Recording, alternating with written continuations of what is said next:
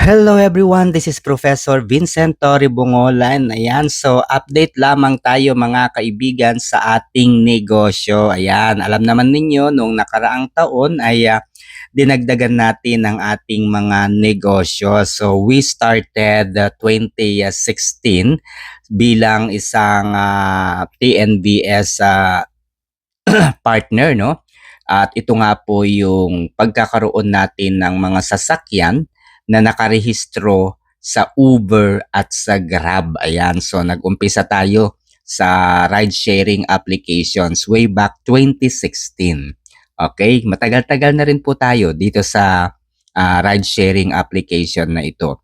And last year, I saw an opportunity sa iba pang related naman po sa transportation. And last year din po ay inumpisahan natin ang tracking business. So I already explained to you ano nga ba ang trabaho ng tracking business. And ito po yung pagta-transport ng mga produkto, no, galing sa warehouse. For example, warehouse po ng Unilever, warehouse po ng mga groceries, ayan.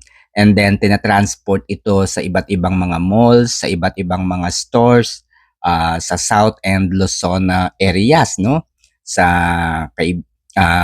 Batangas, Laguna, Cavite, Quezon, ayan, Nueva Ecija, Cabanatuan, Batangas, Bulacan, ayan. So nagta-transport po tayo ng mga produkto, no, mula doon sa warehouse, doon sa mga distributors po ng mga groceries. So yun po ang trabaho ng transport business natin, no, yung tracking natin.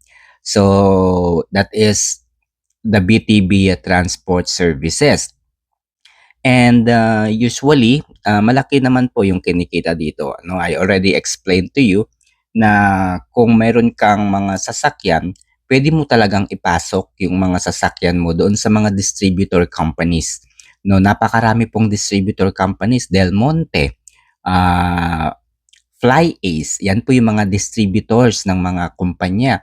JNT, ayan.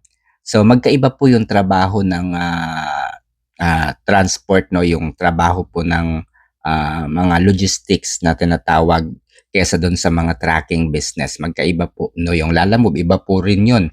Ibang business din po yun, ibang line of business. So yung binabanggit ko sa inyo, yung tracking business, usually nagta-transport ito ng mga groceries from the warehouse, from the distributor warehouse, and dinideliver ito sa mga sari-sari stores, sa mga groceries, sa mga tindahan, at kahit sa mga malls, no, sa Pure Gold, sa SM, sa uh, taong ito, Robinsons, at marami pang iba.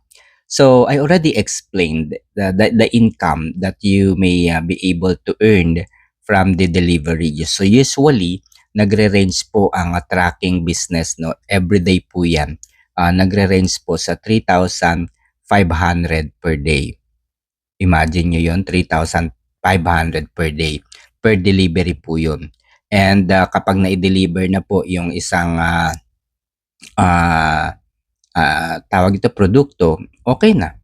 Alright, so usually ang kinikita ko po dito is nasa 250 to 256 per month, no? Per month po 'yun. Sa tracking pa lamang po 'yun.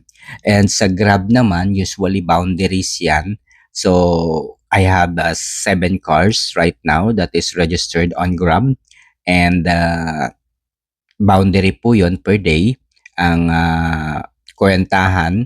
Pero ang singil ko po kasi sa mga drivers ko is that every week para maipon. Mahirap po kasi yung paunti-unti yung binabayad nila sa akin. Alright, so and now we are trying to venture para naman makuha rin natin yung ibang market. And that is having a what we called, ano ba tawag dito? Artista ban. Ayan, nakakatuwa guys. Artista ban. Meron na tayong artista ban. So, ito ay ano lang siya, very simple na mga ano lang, na mga sasakyan Actually hindi siya very simple na sasakyan. Kumbaga pinakang ano siya, ano nga ba tawag dito? The cheapest among the, artista van na ini-o-offer natin. Kasi yung totoong artista van talagang sobrang ganda. Pero ito naman, eh, maganda rin naman kasi ginastusan natin ito ng mahal. Okay, yung mga upuan nito ay ottoman. Ay, ottoman na, may massage. Ayan, so may massage po itong upuan na to. So, this is internet-powered artista van na kung saan ay merong napakagandang speaker, meron din napakagandang sound system dito, no? JBL yung ginamit natin dito para surround yung sound, para buo. Gaya nga po ni Kuya Bogso na nagkanta-kanta ba kanina. So, ganda-ganda ng tunog. Buong-buo yung tunog. So, JBL po yung sound system natin dito para masiguro po na talagang dumadagundong. So, ang isa pa sa mga features ng artista van na natin, syempre mura lang, no? Mura lang yung parenta natin dito para naman ma-capture natin yung public, no, yung mga masa na gusto bagang maranasan din man lamang yung makapag-relax habang nasa biyahe. 'Di ba? Nakakatuwa ito eh. Nakakatuwa itong ganito. Kasi ako minsan pinangarap ko 'to. Gusto kong mag-rent doon sa mga artista van na magaganda talaga. Yung parang gusto ko lamang umuwi namang ng probinsya, ganyan, uuwi ng probinsya tapos nakasakay ako dito sa artista van.